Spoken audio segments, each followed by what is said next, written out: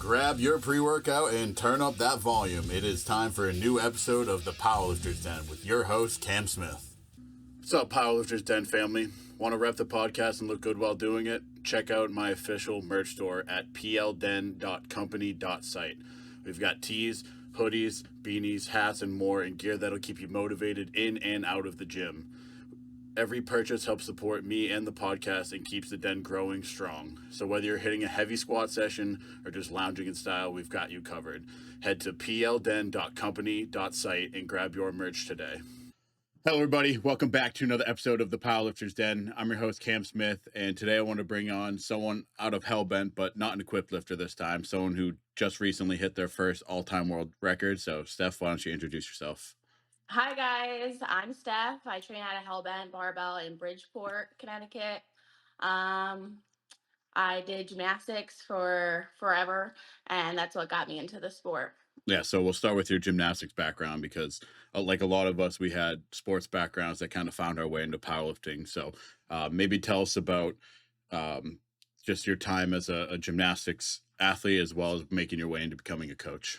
Yeah, so I started when I was 6. I actually couldn't really walk that well. So when I was in gym, my PE teacher pulled my mom aside and was like, "Hey, your child has some abnormalities and she can't really skip, she can't really walk that well. She has no muscle definition whatsoever." So my mom threw me into gymnastics, and one thing led to the next.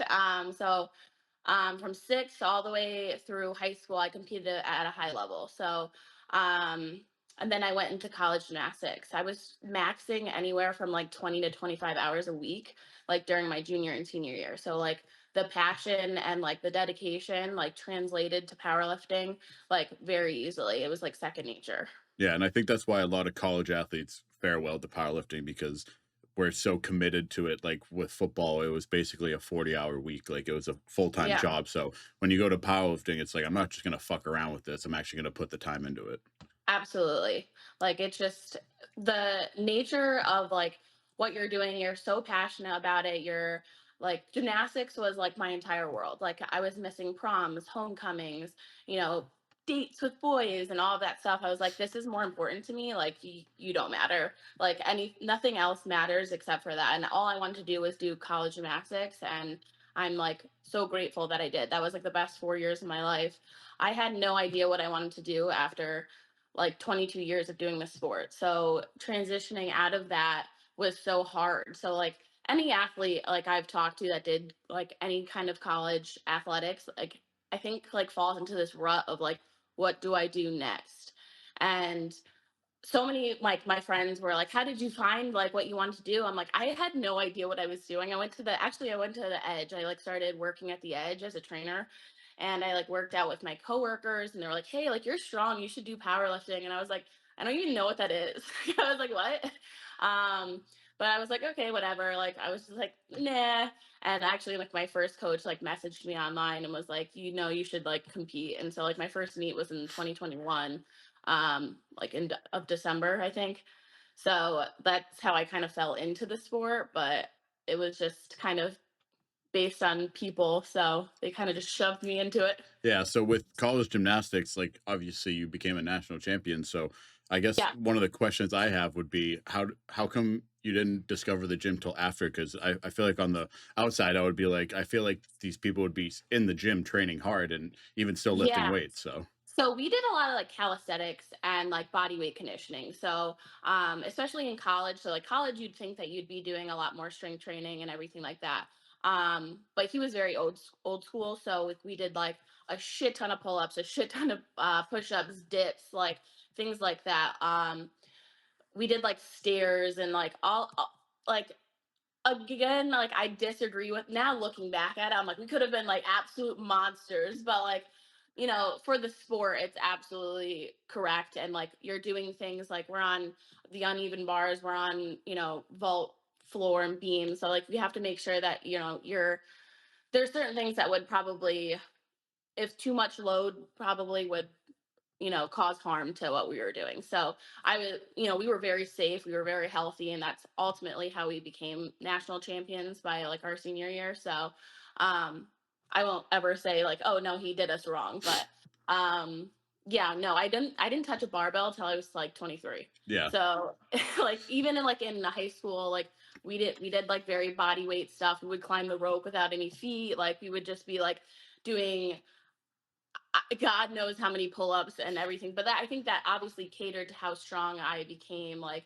especially like with bench and like just upper body. I think that's where it all came from. So um I don't know. And people were like shocked that I was able to, once I started with like just the barbell, I was like, oh, like it's fine, like it's normal, 135. Like it's fine. They're like, that's not normal. I'm like, okay, whatever. Yeah, so But I think one of the interesting things is like I understand that coach's logic to obviously do calisthenics because it directly applies mhm, to it, but it's funny because like when I always say is like if you take a NFL athlete for example, like they don't need to be stronger.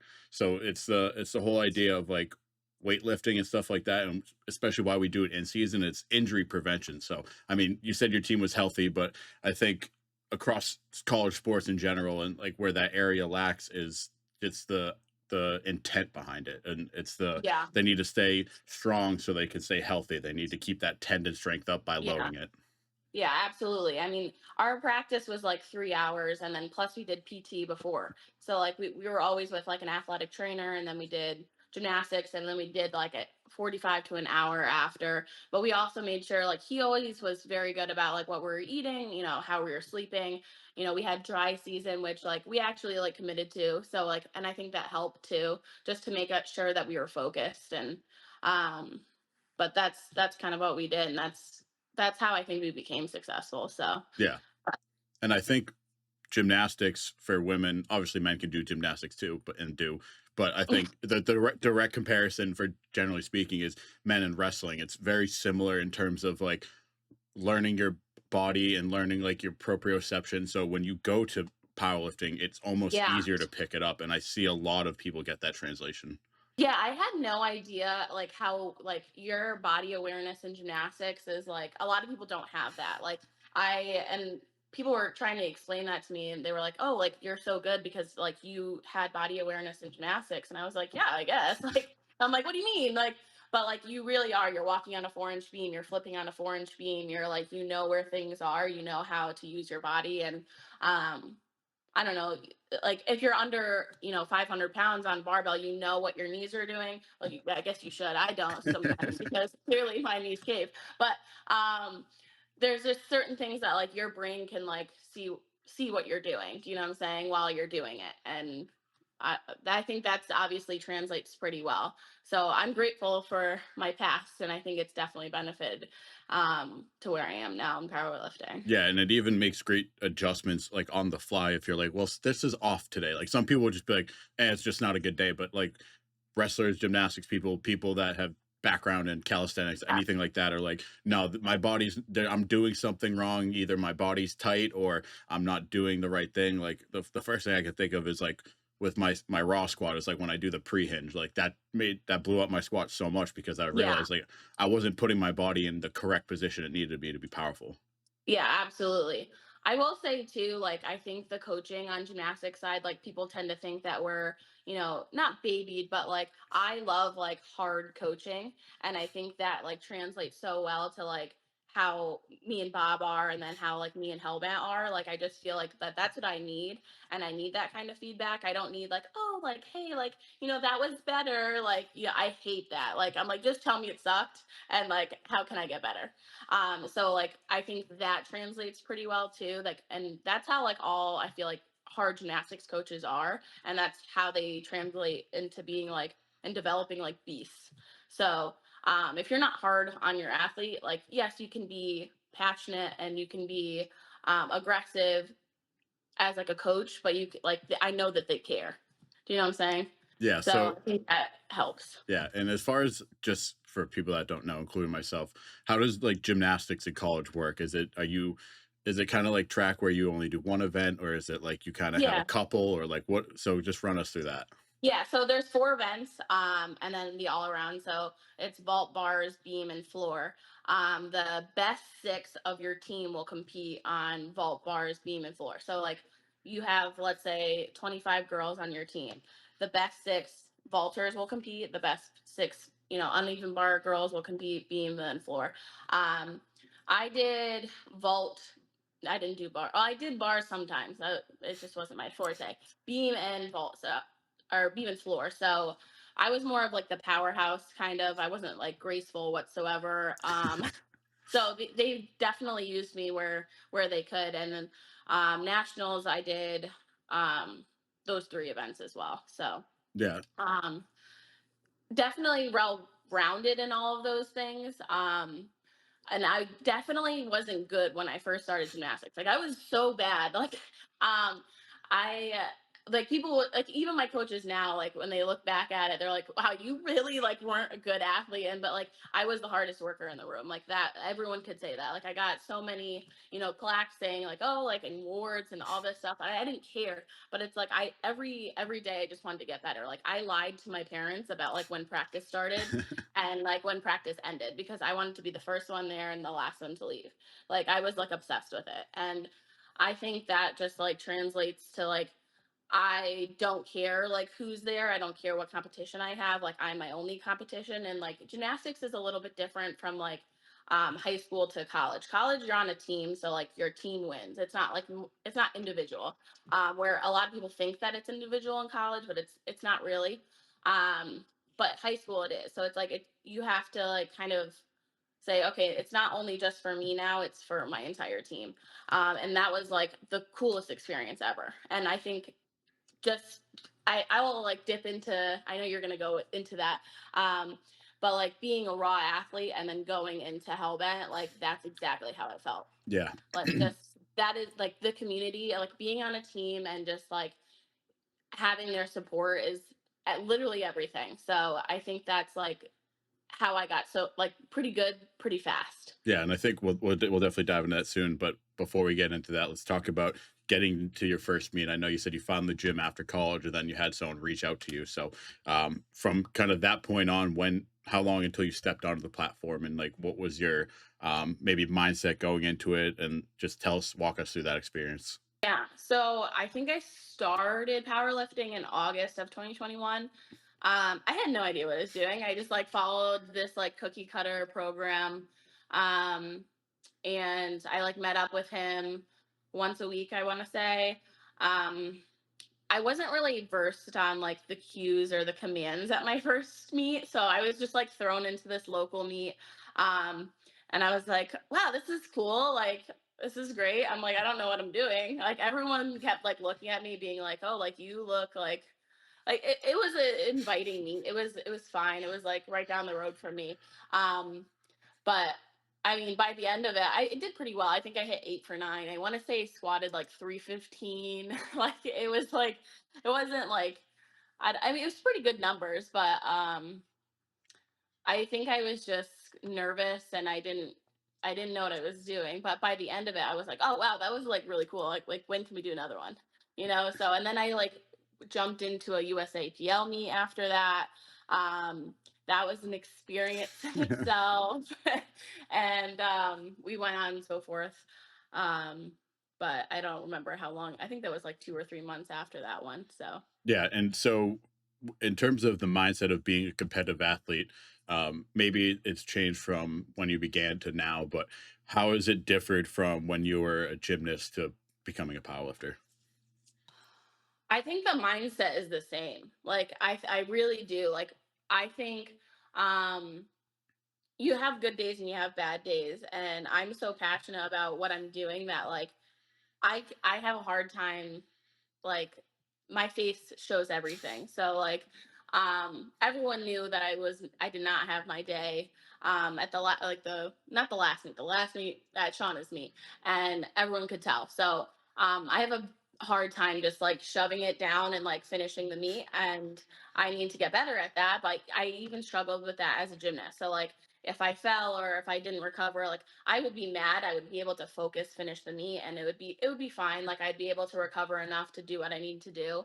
Um, but I think the mindset is just like I'm very hungry. I'm hungry to accomplish what I set. Like I have these like lofty goals, and that won't change. Like yes, I hit like an all-time world record, but like I'm like still not satisfied. I'm like, all right, cool. What's next? Yeah. And I think that's with all of us. Like that's the beast of the game, you know? Like we're all like, what's next? What's next? What's next? We have these numbers that we want to chase, and that's the same thing with gymnastics. Like we have scores you want to hit, you have, championships you want to win. It's very similar. Yeah, and from there after, you said you were with the first coach for about a year and a half. Is that when you kind of switched to have Bob as your coach, and kind of how did you find him and Hellbent? Oh God, this is a funny story actually. Um, so I left my first coach. I just didn't think that I think I was kind of um, surpassing his knowledge. I just didn't think that he was very passionate about the sport, and I don't think that he could take me where respectfully where I need to go. Um, and I found Bob because I heard his name through the gym like that I was going to, but I honestly was on my For You page and like one of his reels like popped up and I was like, all right, yeah, like this guy seems like he knows what he's doing. And like like shit you not. I like messaged him and I was like, hey, like these are my numbers. This is what I want to hit. And he probably thought I was a crazy person. But like, and he was like, okay. And I was like, no, like I want to start like today, like next week like, and he was like, oh, okay. He was like, wait. Like, I think he was at the gym, but, so, I mean, I never like met him, never went down to Hellbent. Like for the first like 3 months, I don't think I spoke to him like at all. Like he was like, hey, like, are you still doing the workouts? I'm like, yeah. I'm like, I'm still doing it. Like, what do you mean? I'm like, um, but I was so used to like filling out like a train, like you ever heard like the trainer eyes Yeah. where like the stupid online thing, and I actually got in trouble with my last coach because I just stopped doing it because I thought I hated it. I was like, this is nonsense. Like I've sent you like my videos, I've sent you what I'm doing. Like why am I like why are you babysitting me right now? Like I just hate that. But anyways, I was so used to doing that I just didn't reach out, I guess. And he was like, hey, like, do you want to come down to Hellbent? And I was like, I mean, sure. Like, you go from like the edge to Hellbent, and it's like Yeah. very much different. So I think I went on like a Tuesday or something. It was just like him and one other client. So like it was fine, but it was definitely intimidating to say the least. Like you go from like this like raw culture to like Hellbent where you're like, welcome to hell. And you're like, whoa, where am I? But it was, just meeting him was like great because like I was able to, um, fix so many things in person that like he wasn't able to show me. Like me and him were able to like I can understand what he's talking about like in person. He can like show me what to get into position and everything like that. Like that's what I do now. Like I have to be in person coaching. Like he has to help me without all of that because I just think that if I didn't have him like in person, like I would be struggling. So I think that's helped so much. So Yeah, and but obviously the first day you went to Hellbent wasn't a typical Sunday service. You said you went on a Tuesday, so no, yeah. So I think I would have been overwhelmed. I think he knew that. So he was like, just come on a Tuesday. I'm like, okay. do you Um, remember that first Sunday that you went where it was like a typical Hellbent? yeah, it was a Friday. But it was similar. But oh yeah, I do remember that. Like that, I just going in, like, and everyone was nice. It was just I was squatting, I think, and like I was just like in my corner, and I think Bob was like, okay, like this is Steph, like just squat and like whatever. No, Mike was so nice. Everyone was like, hey, like introduce themselves and like just the community, like it just built itself along the way. Um, and having everyone there for like those like past two meets was like that was just the icing on the cake to make everything better, especially at Chris's meet. Like it was just so heartwarming and it was nice. But you have these like people that are squatting thousands of pounds and pro athletes all around you just giving you tips and techniques and cues, and it's so helpful rather than training alone. And I think that's like the problem with raw athletes is most of them train by themselves. They have their headphones on, they're very like independent and they're kind of self-focused, and I don't think that's a bad thing, but I think that it could be better. So, and I think that's one advantage that we have, or I have, with just lifting in itself because I've learned something new every day I'm there. Yeah, and so for you, was that kind of your first exposure to equipped lifting, or was I that had no idea what they were doing. I was like, well, I was like, what is this? Yeah, I had no idea like that even existed. So I was like, cool. Like, I mean, and so even now I'm like, I still don't know everything, but I'm trying to learn, something new every day. I'm trying to learn, how to put Bob into a suit. I'm trying to learn all these things. I see everyone struggling getting out of them. Like, how can I help?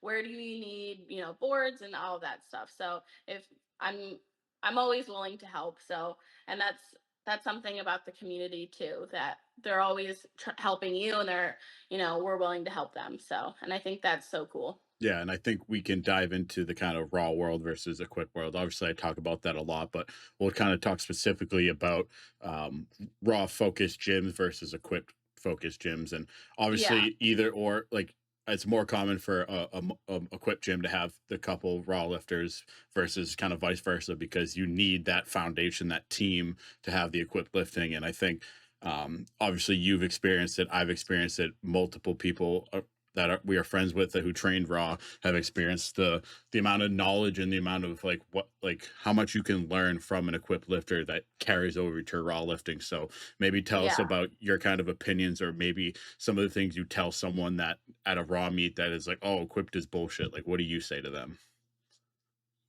I mean, a bunch of people are always like, I post everyone from our gym, and like I'll repost them, and people will always comment back and say like, oh, like this is cheating, it's whatever. And I'm like, no, it's really not. I'm like, you just kind of are ignorant and don't know the sport. It actually irritates me now, because I'm like, no, those are my people. I'm like, you screw with my people, like it's the end for you. But um, I don't really play into it, because I just like I kind of laugh in their direction, because I'm like, I just think that you're ignorant, you don't know the sport. Um, so they're very much. I just think that I don't even know how to word this without like digging myself into a rabbit hole here, but I think raw athletes are very much, they just look at like Rustful and like the SBD and like and that's who. Then it's always good to have like aspirations and people that inspire you, but I just think that they are very tunnel visioned into that direction, and they don't understand like powerlifting as a whole, and like they won't even dip into different federations or anything like that. And I think that that's like a true shame. So because I've learned so much from just being in USAPL to doing IPF, and just even WRPF, and just there's so many different federations, and you meet so many different people. um but yeah, I just think that they're ignorant if they say anything. Yeah, So and so do you think that raw lifters in a predominantly multiply gym are benefiting from it due to the team atmosphere that and camaraderie yeah, that I would multiply never go has? back. I would never go back. There's, I don't know how they do it anymore, honestly, because I can't imagine not having, 5, 6 people with me while I'm squatting. I can't imagine not having a correction or feedback, from my coach, Mike, Fef, anybody. Like I couldn't, Jordan with bench and everything like that. I couldn't even imagine getting this far and not having feedback. And I think that's like a huge, advantage that we have. We have all of these people, all of this knowledge. Um, and I think the raw community kind of, they stay in their own lane, and not that they have like a chip on their shoulder when they go to the gym, but it's kind of like, I'm kind of better than you, and I'm not going to help you, I'm not willing to. And I think that needs to change, like, and that's how, like, I don't understand why we do that, but like that's the vibe I get. And I really hope that I don't come off like that, or we don't come off like that, and I don't think we do. Um but that's the vibe I get at a raw gym, in my opinion. Yeah, and I think a very simple way to diagnose this is just when you see a raw lifter with the headphones on, and it's like I It's don't think I've exactly. worn a pair of headphones in a gym in like 2 or 3 years because Yeah. it feels wrong now. It's like I Yeah, wanna it's talk to weird. my friends, I wanna get feedback from my friends, I wanna help them. Mhm. Like, I'm not gonna throw my headphones in and go train, even for Yeah, I can't. accessories. Yeah, I can't even imagine putting my headphones on. Like, I don't know.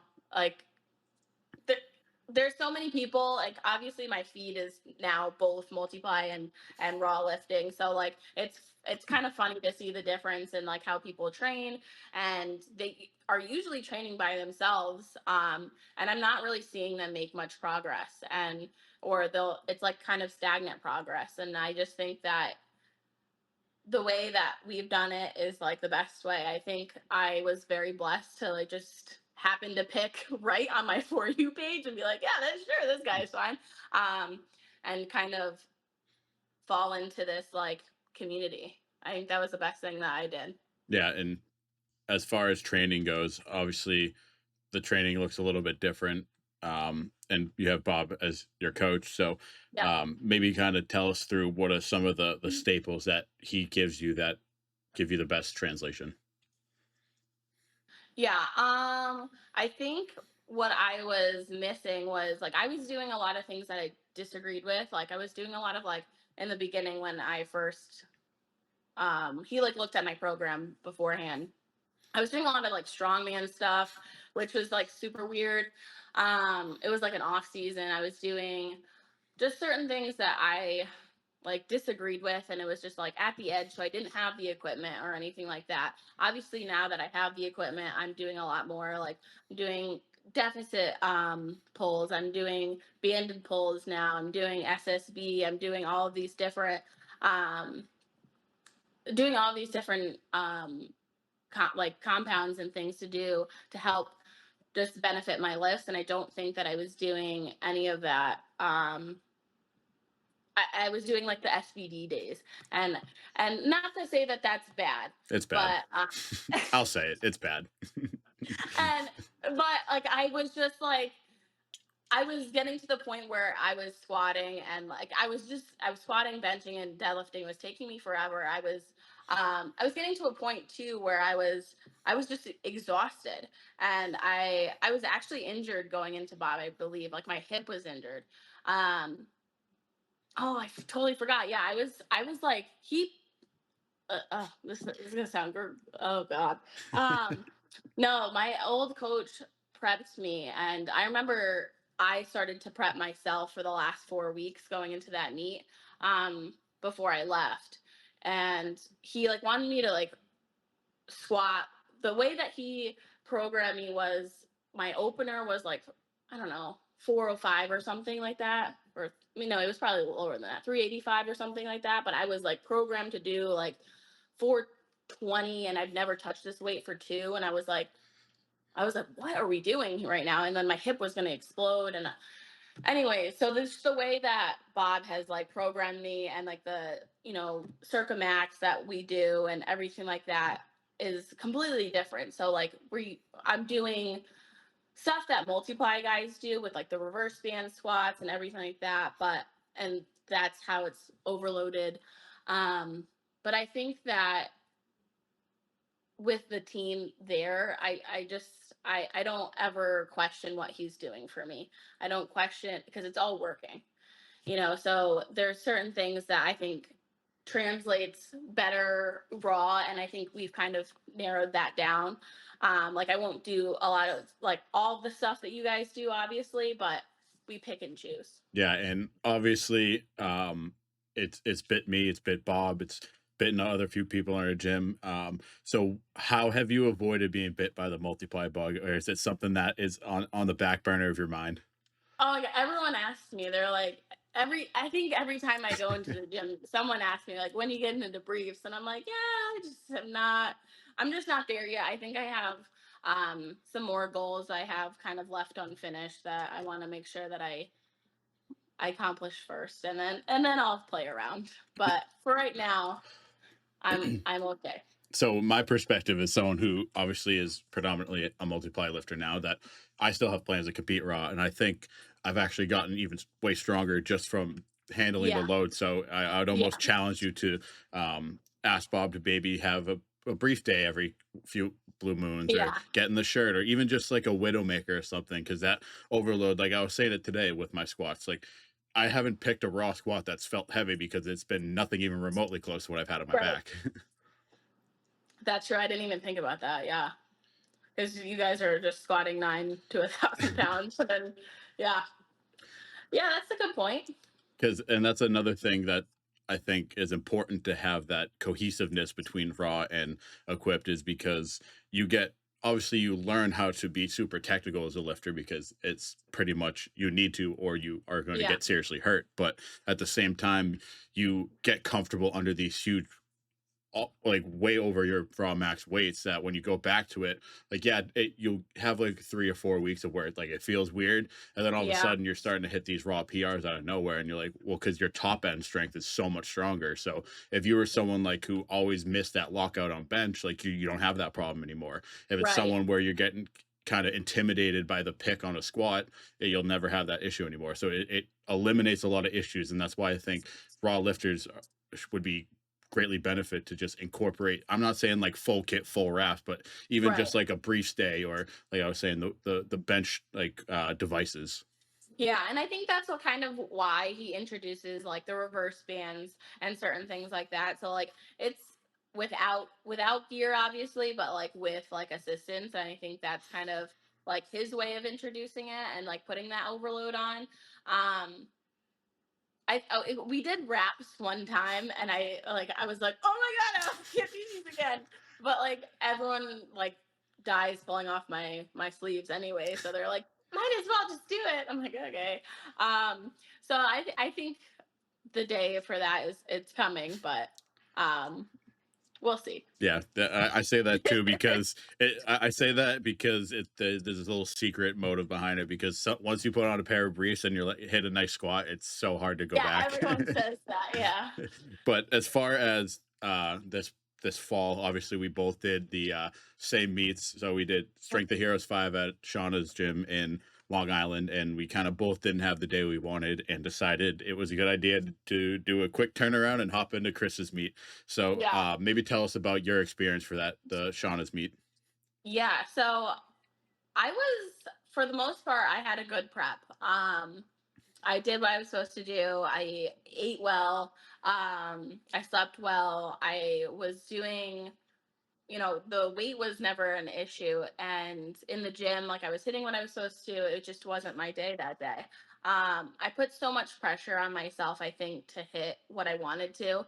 And I told a lot of people, I'm like, hey, like my family was there, my husband was there. Like there were so many people that were like there for me. And I just like felt like I let myself down, but I also let them down. And I know that's stupid, but I just didn't have it in me that day. I didn't either. The strength wasn't there that day, and mentally I was not there that day. Um, I still ended up hitting a bench PR and a deadlift PR. I don't really know how I managed that. Um, but I signed up that night for Chris's meet, and I did. And Bob was like, like let's take a week. Let's just. And I was like, nope. And I like was signing up like literally at the meet. I literally told Chris at the meet, I was like, doing your meet. And he's like, oh, okay. And he was probably like, who is this crazy lady? But I just knew that I had it. Like I knew that I was capable. And I was like, I can do it. I know I can do it. And like we did obviously the quick turnaround. I deloaded. We did a couple things for a couple weeks, and then I got right back into prep. So um and I think we just were much more locked in. Like I don't think I told anybody except for Bob and Mike that I was doing that meet. Like nobody knew. And until like the end, and then like the whole crew knew, but um like I had nobody there. Like I didn't tell my family, I didn't tell anybody. And then I came home and I was like, hey, like by the way, like I'm an all-time world record holder. And they're like, what? Um, but I just didn't I wanted it to be for me this time, and I didn't want any other outside pressure. And that was like the smoothest meet. I don't At least for me, like Chris's meet, and it was just there wasn't many people. I obviously wasn't prepared because they asked you for like 5 different things, but but it was a great environment, and it was really well, like it just ran really smoothly, in my opinion. Yeah, and for me, my experience was it was a very kind of different mindset because for me, it was I need to get into Holy Wars. And Yeah, obviously, I wanted that 1,000 pound squat and I knew I was ready for it. And the day just obviously, we had the mono issue and just it's a pro meet. And I was just kind of trying to survive and also watch yeah, these incredible lifters. I was like, kind of the imposter syndrome, like everyone's better than me here, like yeah, whatever. yeah, But I was able to squeak out a small PR and walk away. And then I was like, yeah, okay, I need to get in Holy Wars. What is it going to take? So we did that mhm, quick turnaround and we stayed in that like right before the red line throttle of like the staying keeping that peak or riding that peak, and it actually worked out great. And um yeah, I think the Chris's meet was honestly awesome that it was a small meet, and especially I had the advantage of having like the heaviest opener, so I kind of got to control the pace, and having yeah, that was awesome because yeah, I think one of the things that I dislike about training with a crew and in multiply is just people take so goddamn long in between sets, and I'm like, give me yeah. 7 minutes and I'm ready to go. So Oh, that's how I am too. I'm like, Bob's trying to like slow me down and be like, all right, you need to fucking sit down. I'm like, I'm ready, let's go. And he's like, sit, like literally relax. So I'm always like trying to train something else while they're like, if they're benching, I'm squatting or whatever. But yeah, no, that me, I think it was just a mental game for me. Like, I think it was just like the opener felt fine, and then we hit 500 and I was like, I don't know what happened. Like I couldn't tell you. Like I think I just blacked out. Like I wasn't thinking properly and how I should. And um I don't know. I think you just get into your head and you have all of this built up pressure. Like you just said, like you wanted to go to Holy Wars. I wanted to hit the, the record. So you have this like thing in the back of your head that's like eating away at you. And um I definitely think it benefited me though, honestly. Like I wouldn't even take that back because I think like for those 7 weeks, like I was like raging. I was locked in. Like I ate well, I slept well, like I made sure everything was like to the T. And I made sure that I was doing everything in the gym correctly. I was like, hey, like what does this look like to you? And I would, send it to Bob, or I would, whoever was with me at the gym, like I'm like, was that good? Like what, like give me a nod, give me something, Um, but like I was very much like a psychopath for those 7 weeks, but it's fine. yeah, and So speaking of pressure, I think people respond to it very differently. And for me, it's something that I actually like being under pressure, and I kind of mhm, thrive in that environment. yeah, I don't know if that's whether from football or wrestling, where it's like, hey, it's go time, and I mean, people saw I posted in my story like my 900 squat. Everyone was probably thinking like, "There's no way." Like it was rough, and I was obviously pressure again, but in a different sense. Like it was a lot to get down there, and so. But at the same time, I was like, "We're doing this. I am not leaving this without squatting 1,000. I will never jump a command. You're yeah, gonna have to peel me off the floor." yeah. Yeah, I think just being an athlete in itself, I think that we handle pressure a little bit differently than other people. Cuz I don't know, being in a room and like the stands are filled, like that doesn't bother me.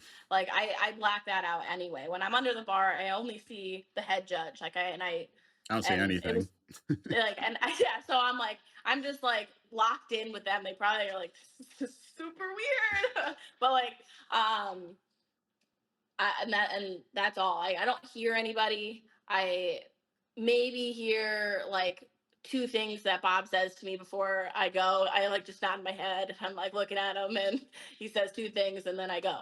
But I'm like very much just saying the three cues that I have, like when I unrack the bar and I just go. Like everything's kind of to the T there. So, Yeah, and I think that like you have a mental script before you do any of those things. So.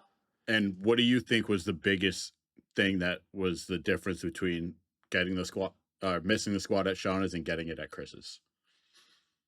I think it was just mental. Like I think it was really just like my mindset, and then just making sure I'm not putting so much pressure on myself, like, and having it just kind of be for me, and making sure that like I was so like I was like foaming at the mouth. Like I was like I don't care, like it's going to be mine today. Like I was very much confident at Chris's meet, like I was happy. I was like, I knew it was mine that day. Um, I don't know. I have like this weird thing where I like watch videos and like motivational, like cheesy cliche videos before I compete anyway. Um, and I wasn't doing that at Shauna's. Like I just wasn't in that mindset of where I'm like, I'm going to kill it.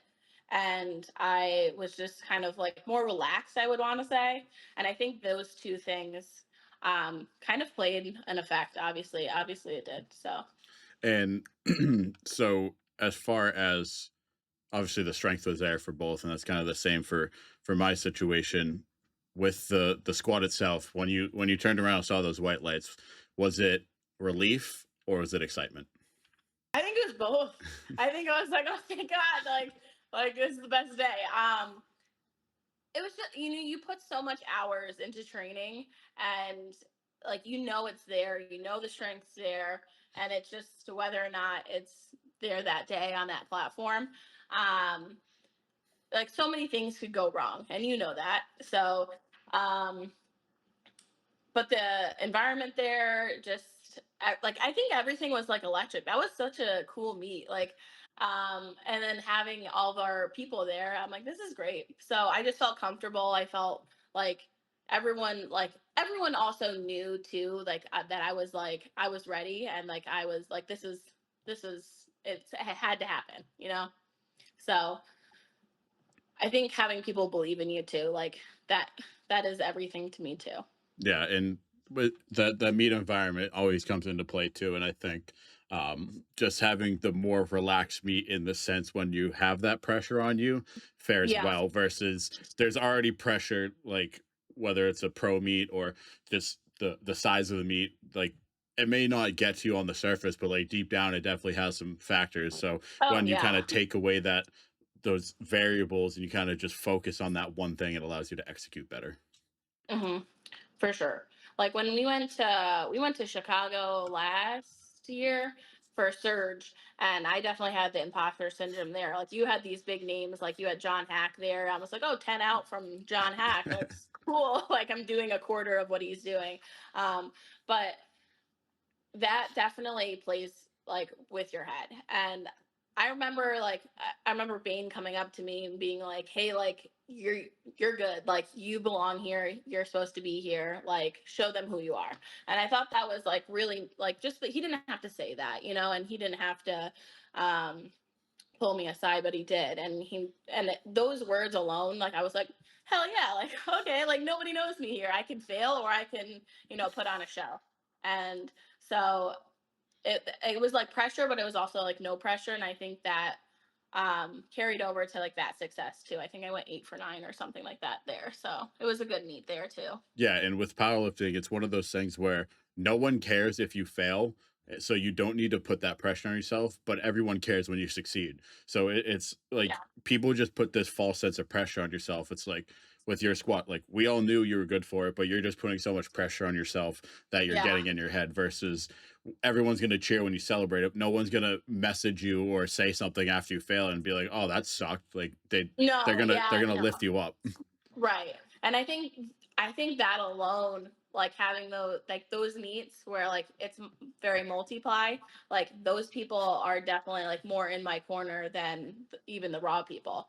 Like they were the ones celebrating me over over the others. You know what I'm saying? And I think that I'm like that's kind of backwards, but at the same time I'm like whatever. Like it is what it is. Yeah. Um but those are obviously my people who want to celebrate me. So I think that says a lot. Yeah, and as far as kind of the picture now and the goals now, what is some of the things that you're looking forward to doing next year? Maybe you have a meet picked out, or maybe you have some new goals. Obviously, you have the record. I'm sure you want to continue to reset that record every time. So, Yeah, so um I wanted to get into do the American Pro, which is in August. I think it's like the August 5th, 6th weekend or something like that in Virginia. That would be cool meet to do. Um we haven't really talked about anything else other than that. I kind of want to definitely make sure that it's raw tested, kind of I want to shut some people up a little bit more. So that's the goal. yeah, and what do you and what do you think are some things that maybe need to change, or some of the things that you recently incorporated that you're going to continue to work on? I think just making sure that we're like everything is to standard, everything is to meet standard. Pauses are longer, depth is asterisk. Like those are just certain things that like I have to um instead of just doing it the way that I have been. And it's not a bad thing. But I have to kind of remember that we're at a point now where everything kind of has to be to a higher standard. So Yeah. And as far as the current state of powerlifting, I feel like it's pretty hostile on both sides. So, what do you think needs to change in the state of powerlifting in terms of either loose judging standards or maybe overly strict standards? yeah, I mean that's different because raw and multiply are a little bit different there. I feel like I mean every federation is different. I've competed in so many now. I want to say I competed in like five. There's stricter ones and there's more loose ones. It would be nice if we had a middle ground somewhere. Um, but I think you're gonna get, and it's always the judge's opinion. So like, you can't really hate like from a side if the judges give you a white light. Like you can't. Like I was talking to someone the other day. It was like a viral deadlift or something like that, and it was his friend or something, and they gave him like two reds and a white, and he got like the deadlift. But I think they were saying he hitched it or something. But you can't really argue with what the judges are saying. Like you just take it. Um, I think that I think it's more federation based. I think that there's harder and like stricter, more strict and more popular ones. Like USAPL is definitely known to be a little bit more strict versus other ones. I'm not going to name the other ones, but I definitely don't want to be in a federation where they're like, I don't want a gift anymore. Like I want to make sure that I'm hitting to the standard.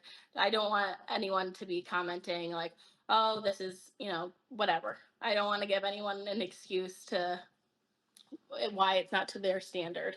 So, but I can't say anything on the multiply side, whether um, something is looser, something isn't, correctly judged, just because I don't know everything that needs to, like I don't know. So Yeah, and as far as the correlation to your gymnastics days, I'm assuming it's very similar to where, like, if they give you the score, you can't argue that. So, right. what do you think, or maybe comparatively speaking, how is that dichotomy? Is it very similar? Is it something that, Yeah, yeah, that is it's actually very similar. So like there's judges' opinions are set in stone. You can't really argue.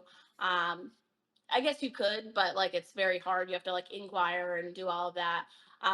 So I guess it's similar to powerlifting, I guess, but um yeah, if they give you like a 9 and you were expecting a 9.5 or something like that, um you can't go back and be like, hey, like this is a video, like this is, you can't do that. It's the judge's opinion at the end of the day, and you take it on the chin and you move on. And it's very similar. So I actually didn't view it that way, but that's very true. Yeah. yeah, I was gonna Super. say, do you think that you got your kind of mindset with just dealing with the calls maybe from that experience? Have you ever experienced a call in gymnastics that you're like, okay, that's bullshit, but whatever? All the time, yeah, all the time. And now that I coach gymnastics, I think it's worse because Yeah. you're coaching little girls that like work their butt off all day, and I'm like, it's harder on me as a coach than it was as me as a gymnast because like I just want to like and I do go up to the judges. I know I shouldn't, but I do, and I'm like, can you explain this to me because it's not the math isn't mathing here really. Um, so sometimes they do, sometimes they don't, but it is what it is. So I think that's harder as a coach than it is as a gymnast. So you just kind of have to take it sometimes and move on. So, and I think also what's very similar is if you come from a reputable gym, they're tending to give you a higher score than someone that's not. And like, and now if we say like, oh, like if John Hack like did a squat and it was like right on the cusp, they're gonna give it to him rather than someone that's a no name. Do you know what I'm saying? So like that's where I think it needs to change, where it's like everyone should have the fair shot.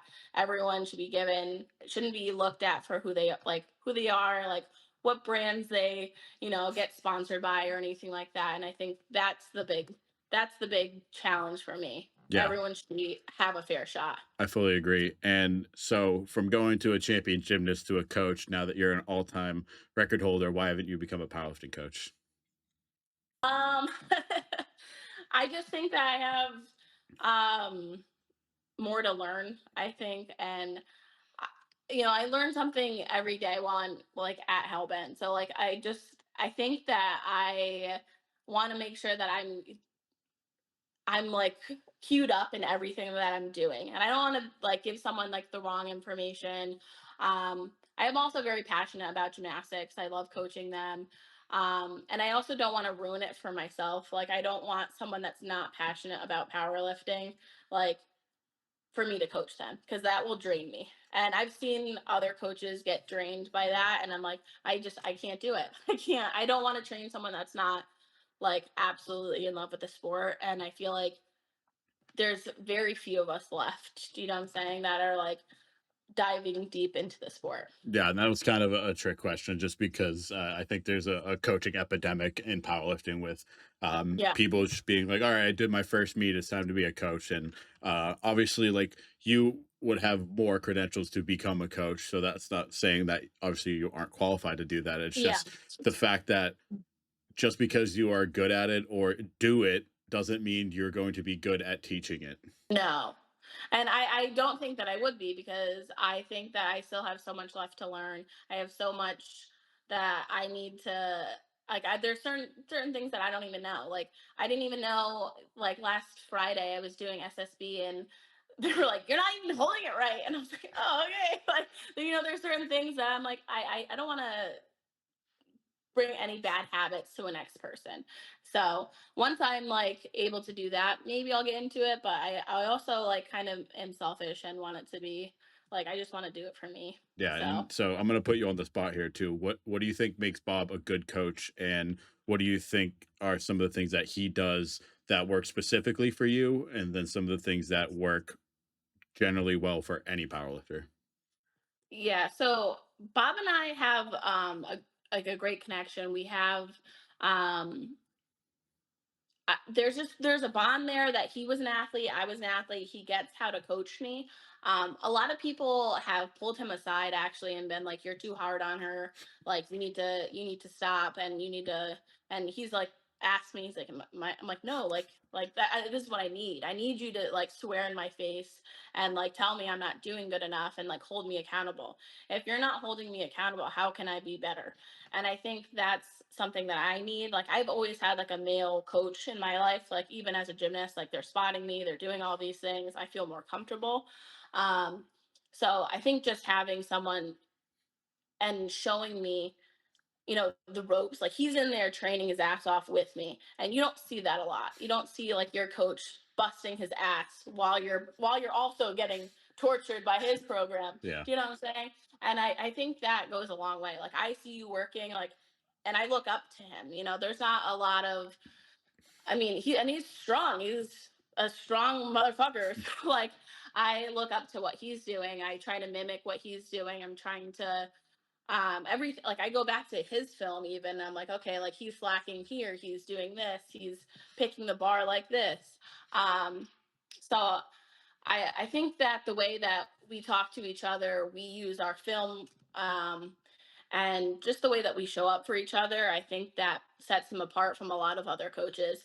um in my opinion, I think that he is hard. He's not going to sugarcoat anything.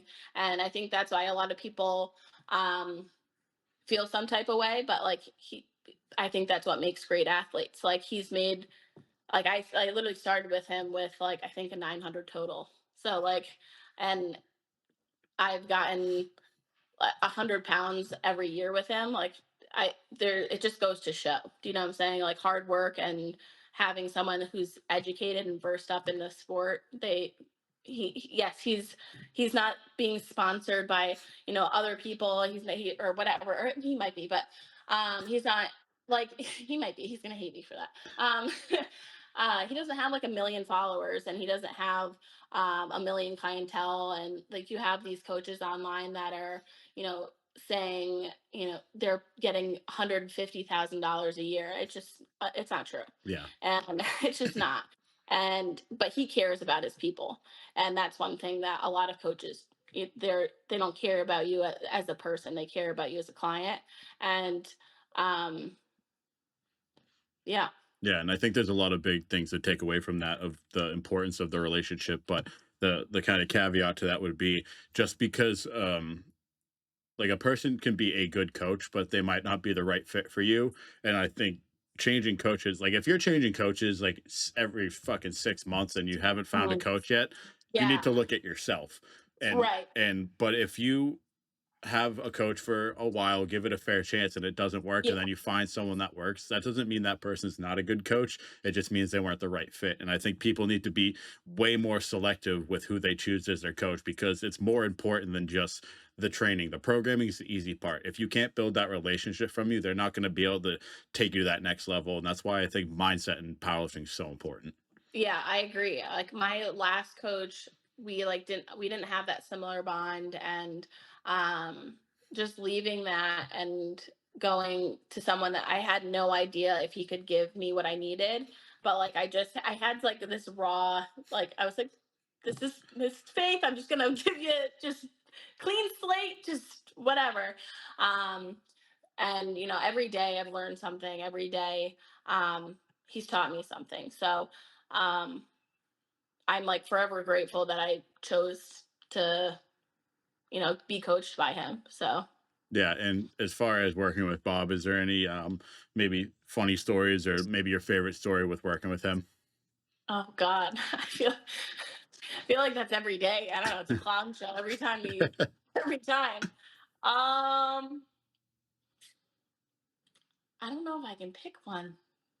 They're all crazy. Um, I remember there was one time where I was deadlifting. I mean, he clowns me all the time. So if you follow him, he clowns me all the time. So I don't work hard and all this stuff. But um, there was one time we were deadlifting, and um, I it was like 500 at the top, so it was like 400. It was something in change or something like that. And he's like, you have to get this, like it's 500 at the top, like you need to. And I think it was like 2 years ago, and I was like, okay, okay, okay.